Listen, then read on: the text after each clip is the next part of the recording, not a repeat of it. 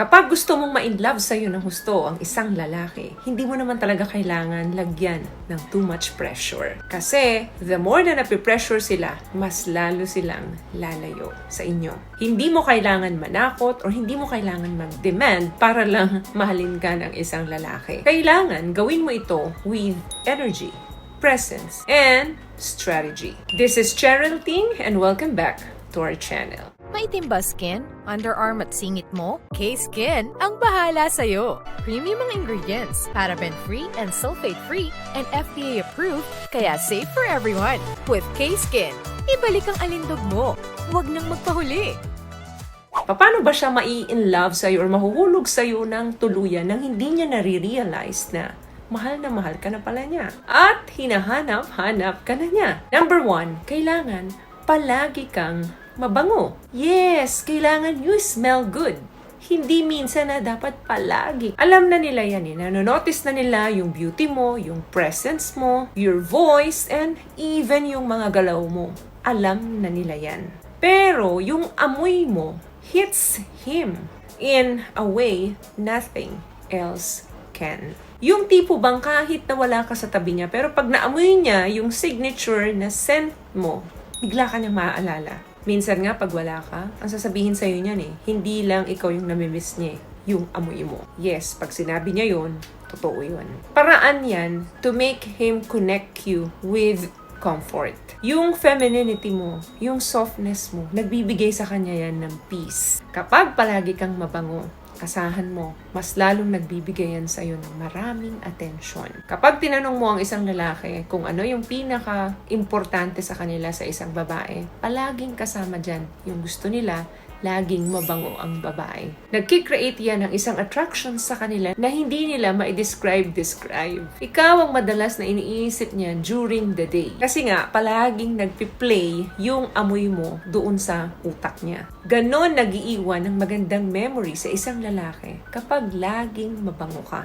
Emotional attachment yon para sa kanila. Number 2, subukan mong gawin siyang kaibigan. Ang isang lalaki, kapag nakaramdam yan ng comfort sa isang babae, mas nai-inlove sila kapag palagi nilang nararamdaman na safe sila around dun sa babae. Kapag kinakausap mo siya na parang kaibigan mo, yung tipong walang pressure, walang expectations, walang hidden agendas, mas nag-open yan sa'yo ng mga fears, yung mga vulnerability niya, mga pangamba niya, takot, pag-aalala, isi-share niya yan sa'yo. Kasi hindi siya natatakot, nahuhusgahan mo siya or mag-expect ka sa kanya. Uumpisahan niya sa'yo i-share yung mga goals niya, yung mga struggles niya. Kapag ang isang lalaki naging vulnerable na yan sa isang babae, something shifts on him. Alam mo kung ano yung nasi-shift na yon?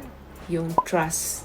Nag-uumpis na siyang magtiwala sa'yo. Nakikita niya kasi na ikaw yung taong makakaintindi sa kanya. And not someone who demands from him.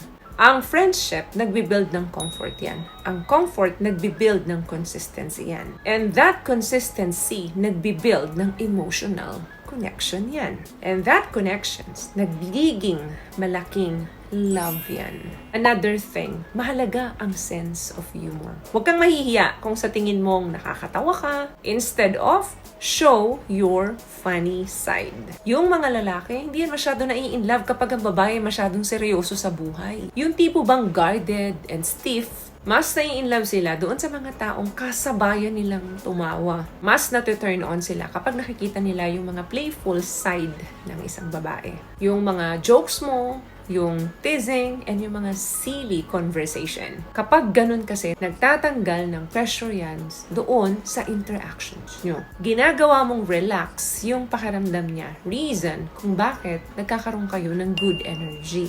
Kaya ang mangyayari, babalik at babalikan ka ng lalaki. Kasi ang pakiramdam niya, ang gaan mong kasama. What I love about this product, itong No More Dark Secret ng K-Skin, bukod sa may advanced whitening na siya na kung saan pwede niyang matulungan na pumuti yung mga singit-singit mo, moisturizing, meron siyang anti-irritation, antibacterial, maintain healthy pH level. Hindi lang pambabae, meron din po tayong pang lalaki. Another thing, kailangan iparamdam mo sa kanya na needed siya.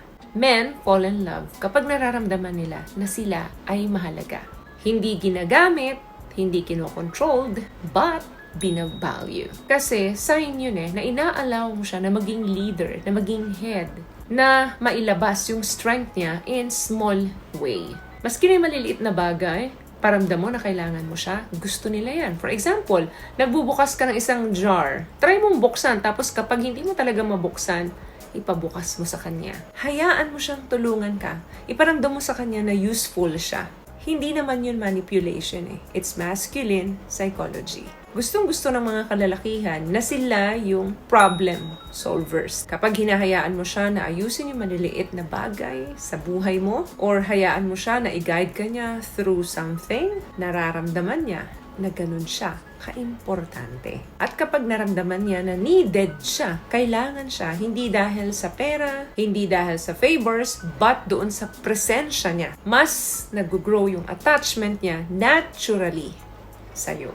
Kapag palagi mong naipaparamdam sa kanya yon, mas napapanalunan mo yung pagmamahal niya. Kailangan mo lang naman dyan is i-match yung energy mo sa kanya. Hindi mo kailangan i-chase or habulin kung ano yung energy niya.